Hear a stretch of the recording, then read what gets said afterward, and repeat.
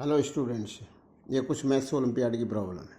तो एक प्रॉब्लम ये है कि ये 4th डिग्री का इक्वेशन है।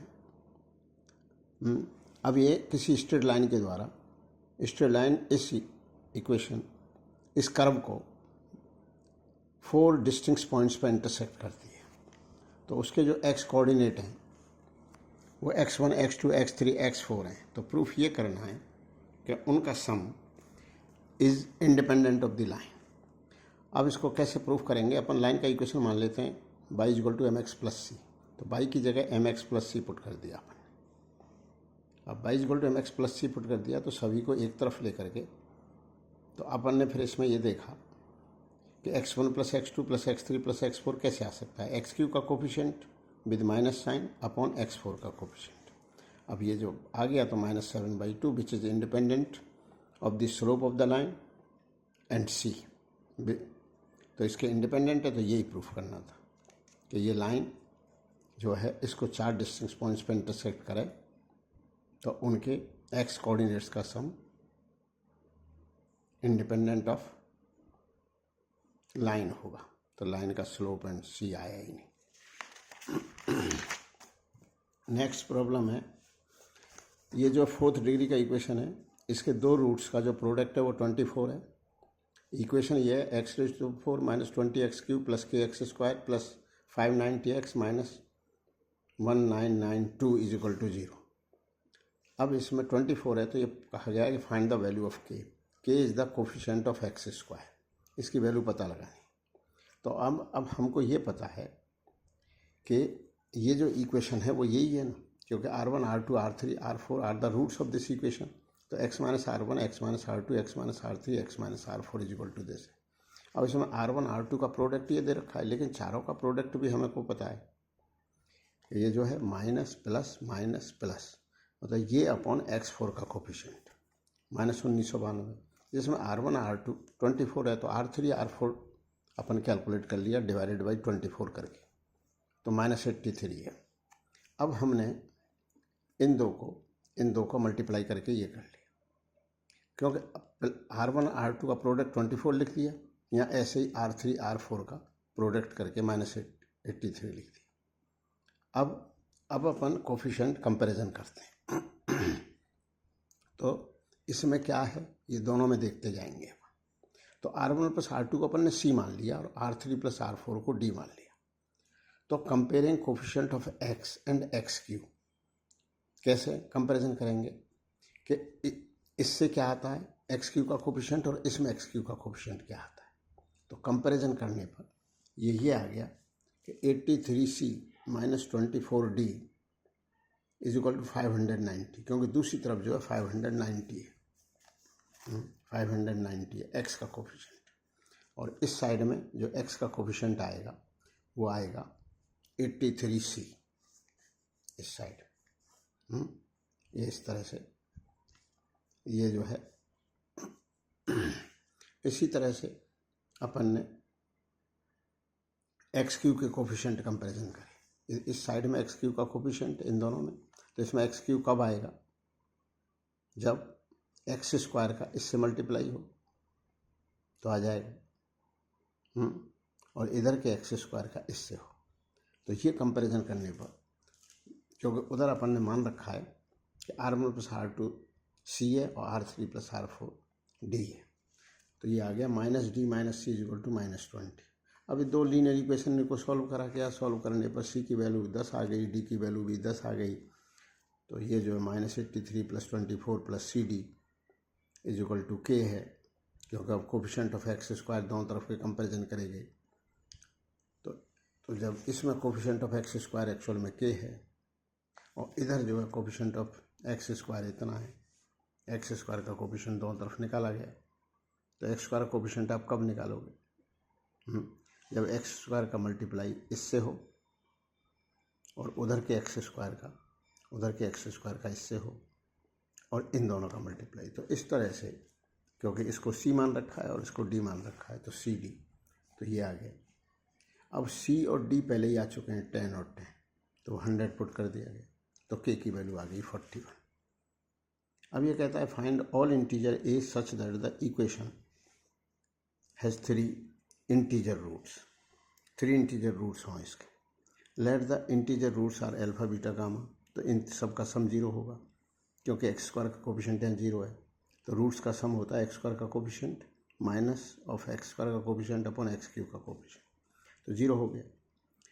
उधर दो दो का प्रोडक्ट किया तो coefficient of x upon coefficient of x cube, तो कोफिशिएंट ऑफ एक्स क्यूब तो 1 है और एक्स का कोफिशिएंट ये है -3, तो इस तरह से ये चीज़ आ गई। अब आगे बढ़ने पर alpha plus beta plus gamma का whole square equal to this है। तो alpha beta plus beta gamma plus gamma alpha, ये -3 है, और alpha square plus beta square plus gamma square.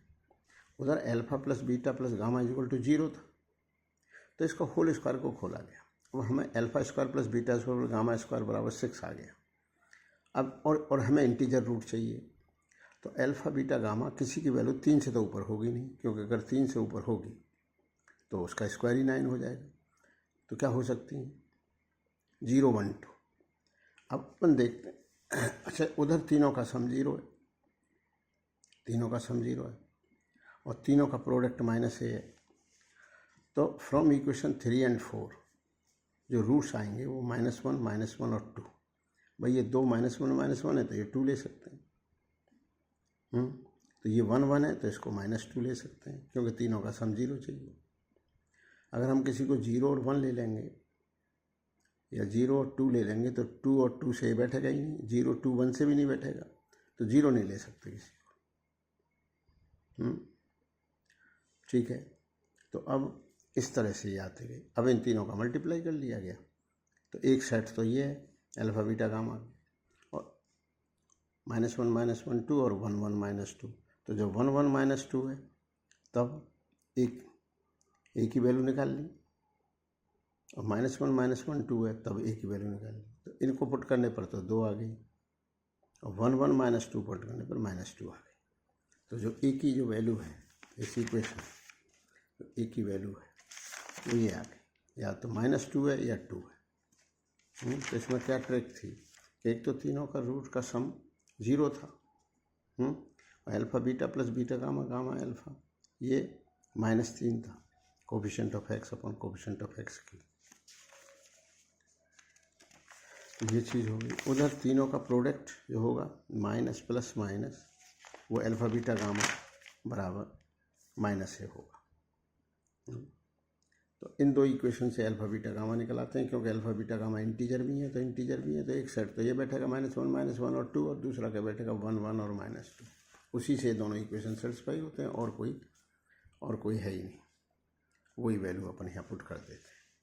अब ये कह रहा है determine the whole solution real numbers of the system x + y + z = w, और इनका रेसिप्रोकल 1/w।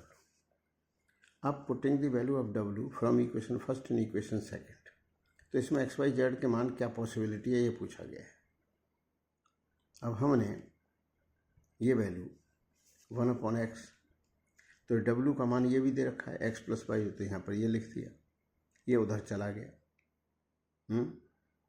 तो ये जो है ये 1/x + y + z, अभी एलसीएम ले लिया, एलसीएम लेने पर ये आ गया, ये उधर गया ये इधर गया, फिर ये मल्टीप्लाई करी, फिर इसको सिंप्लीफाई करा, सिंप्लीफाई करने पर ये चीज़ आ जाती।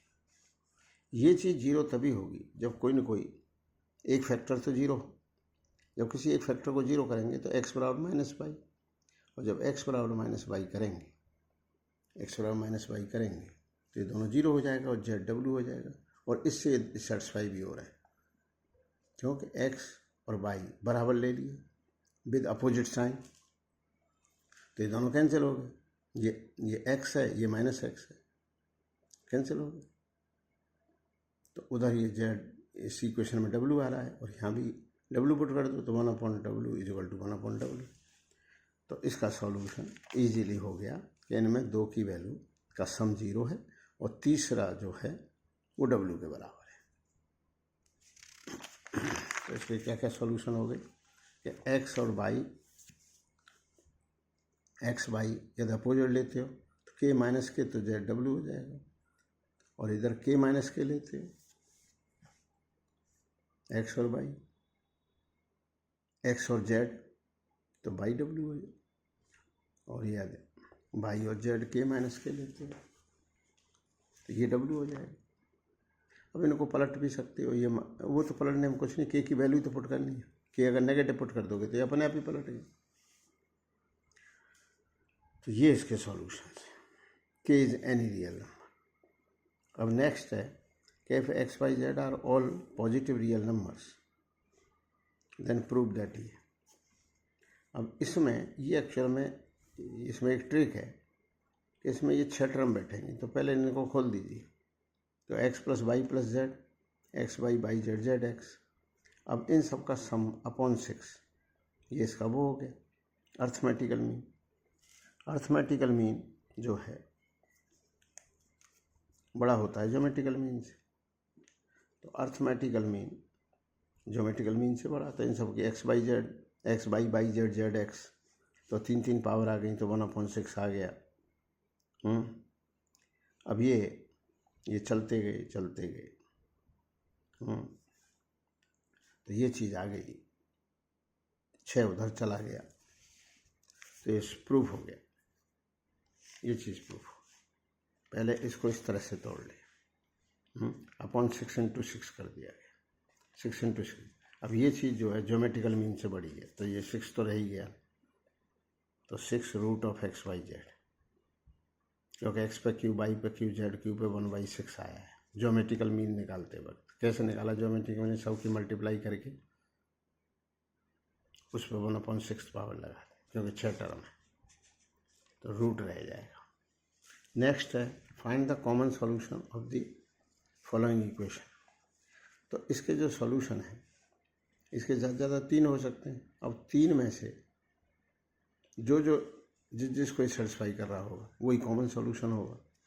तो इसमें एक सॉल्यूशन आराम से दिखता है कि इसमें एक सॉल्यूशन -1 है, -1 से सेटिस्फाई भी हो रहा है।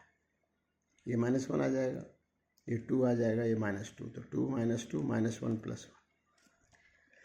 अब ये देखो इस -1 से सेटिस्फाई हो रहा है क्या? तो इसका जवाब है ये सेटिस्फाई नहीं हो रहा, क्योंकि -1 पे पावर लगाएंगे 1990, तो पॉजिटिव +1 बन जाएगा, ये भी पॉजिटिव 1 बन जाएगा, ये पॉजिटिव 1, तो x बराबर -1। तो इसके 3 सॉल्यूशन। अब अन्य 2 सॉल्यूशन इसके क्या हैं? x + 1 तो कॉमन आ ही गया, तो xy + x + 1, इसको 0 करा, तो इससे इसकी x की वैल्यू निकाली, -b + -√(b² - 4ac/2), ये वैल्यू निकाली गई। अब ये चलते गए अपन, अब ये -3 आ गया अंदर, तो √3 लिख के -1 का जो है स्क्वायर रूट को आयोटा लिख दिया, तो ये हो गया। ये एक्चुअल में cos 2π/3 है, और √3/2 sin 2π/3 है, प्लस माइनस आ ही गया, तो ये x की ये वैल्यू। अब इसमें से इसको हम इसमें पुट करेंगे, अगर ये सेटिस्फाई हो जाता है तो अपन ये चलते गए तो ये 0 आ जाता है, 0 आ जाता है, तो ठीक है, ये इसका कॉमन सॉल्यूशन हो गया। माइनस वाला भी आ जाता है, तो ये इसके ये 2 कॉमन सॉल्यूशन हो गए, हेंस प्रूव।